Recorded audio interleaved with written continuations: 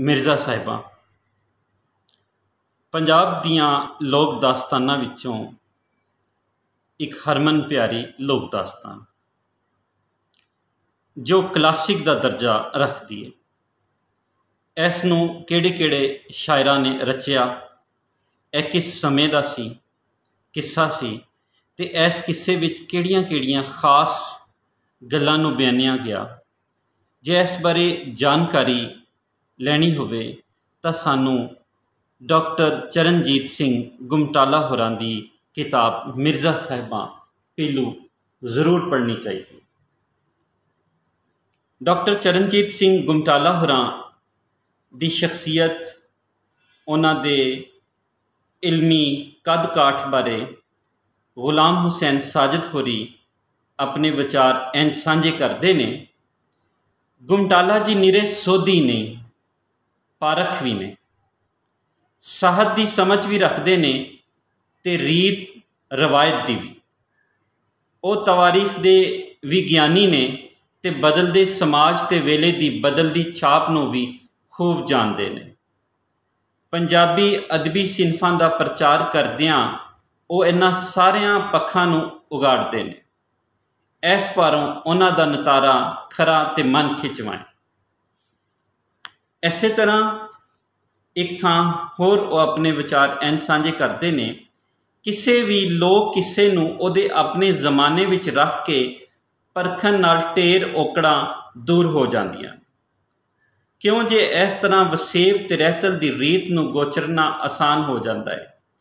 हुण वेखो मिर्ज़ा साहिबां दे जमाने दे पशु पक्षी ते हथियार किवें ज़रई मुआशरे की दस पाउंदे ने ते इहदे विचों किड्डा वड्डा अलमिया नितर खलोंदा है।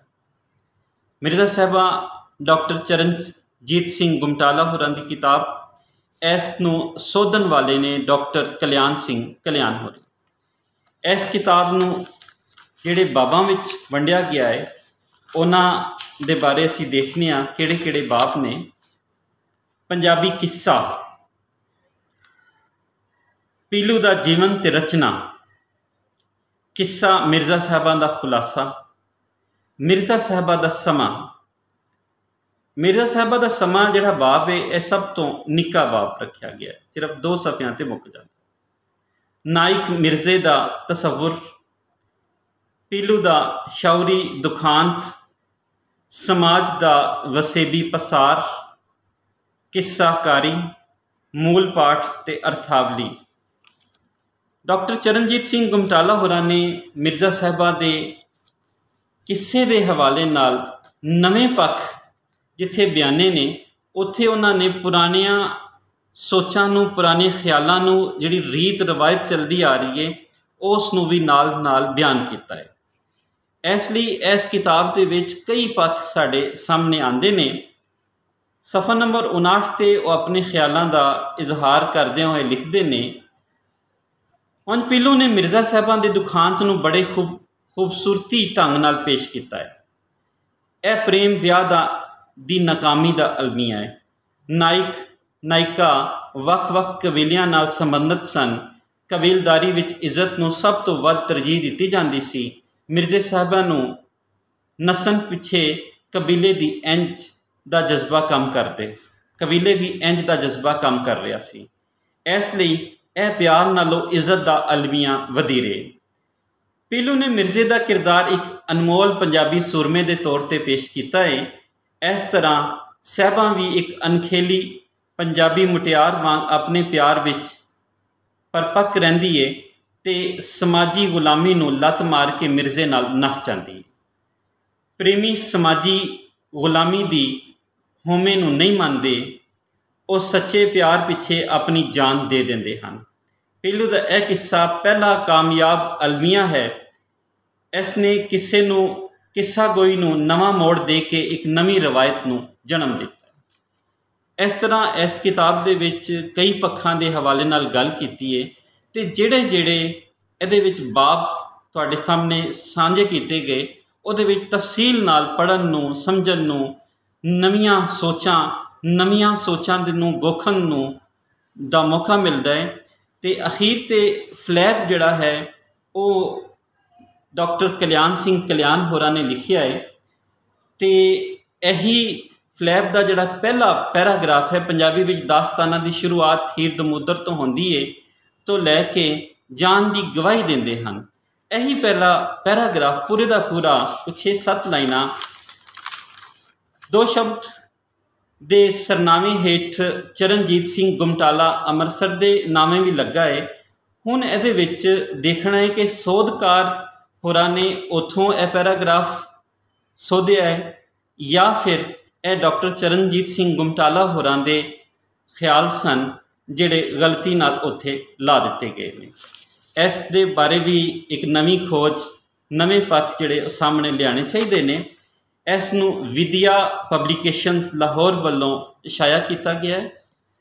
पंजाबी दे चढ़दे पंजाब दे अंदर जिहड़े अखर बोले जा रहे ने, जिहड़े उत्थे लफ्ज़ बोले जा रहे ने, वो इधर उन्हां दा तर्जमा कर दिता गया है तां जो इधर जिहड़े लोग ने वो भी समझ सकन। पर तर्जमा करदियां होयां जिथे वो लफ्ज़ पहली बारी आंदा है उत्थों उत्थे दसन की बजाय 60-70 जो लफ्ज़ निकल जाते हैं फिर जाके उसका मतलब दसिया जाता। जिवें मंगलाचरण या मंगलाचरण का मतलब है दवाइया रंग, यह सफ़ा नंबर जाके 69 ते दसिया जा रहा है वो सामने। लेकिन अगर यह शुरू तो ही नाल दस दिते जाते तो पढ़न वालियां वास्ते काफ़ी सौखत हो जाती। इस तरह ढेर सारे लफ्ज़ अजिहे ने जिहड़े लਹਿੰਦੇ पंजाब विच नहीं वरते जा रहे, चढ़दे पंजाब विच वरते जाते हैं। तो वो जिहड़े तनकीदी हवाले नाल दोवां पंजाबां दे विच अजिही जही लफ्ज़ावली है जिहड़ी उक्का समझ नहीं आती। इसका थोड़ा जिहा सोधकार नूं भी ध्यान देना चाहिए सी तां जो इधर दे पंजाब दे अंदर जिहड़े पढ़न वाले ने वो भी उसनूं समझ सकन। विद्या पब्लिकेशनस ने एक अच्छी काविश की है। ऑन दी होल जे असीं देखिए कि डॉक्टर चरणजीत सिंह गुमटाला होरां ने मिर्ज़ा साहिबां दी पीलू दे हवाले नाल जिहड़ी गलबात की उस दे हवाले नाल मज़ीद तहकीक दी तनकीद की गुंजाइश भी अगे निकलती आ रही है, क्योंकि तहकीक तो तनकीद कभी भी हतमी नहीं, असी उन्हों तहकीक नूं असी हतमी नहीं असी कभी भी समझते।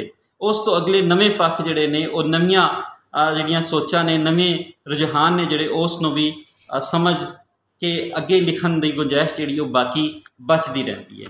इस किताब नूं जिवें दस्सिया गया विद्या पब्लिकेशन लाहौर वालों शाया किया गया। कुल सफ़े 112 ने ते इसका मुल है 400 रुपए। डॉक्टर चरणजीत सिंह गुमटाला होरी लिखारी ते इसके सोधी डॉक्टर कल्याण सिंह कल्याण।